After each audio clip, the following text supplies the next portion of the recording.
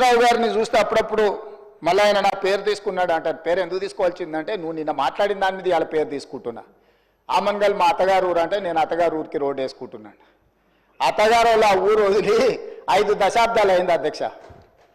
అత్తగారు వాళ్ళ ఊరు వదిలేసి 5 దశాబ్దాలు అయింది.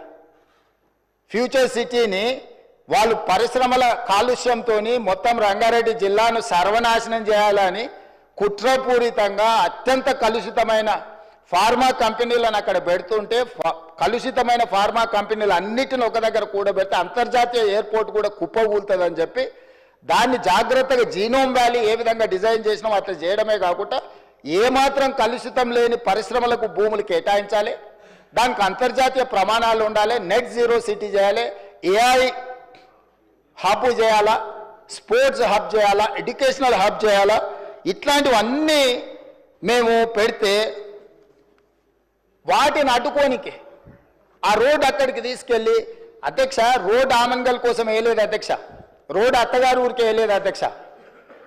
మా అత్తగారు రోడ్డు కావాలంటే సొంత పైసలతోనే అంతకంటే పెద్ద రోడ్డు వేసుకున్నట్టు అంత శ్రీమంతులే అధ్యక్ష. వాళ్ళు ఏమంత పేదోళ్ళు కాదు. నేను రోడ్డు వేస్తే వాళ్ళు బాగుపడేటంత పరిస్థితి లేదు. మా అత్తగారు వాళ్ళు ఎవరో మీకు కూడా బాగా తెలుసు అధ్యక్ష.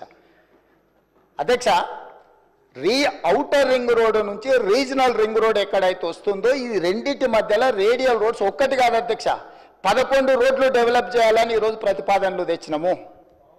ఇవాళ ఒక్కటే మేము అక్కడ కొంగర కళా నుంచి ఎగ్జిట్ రోడ్లో తీసుకొని ఫ్యూచర్ సిటీని టచ్ చేసుకుంటే 90 డిగ్రీస్ స్ట్రైట్గా తీసుకున్నాం.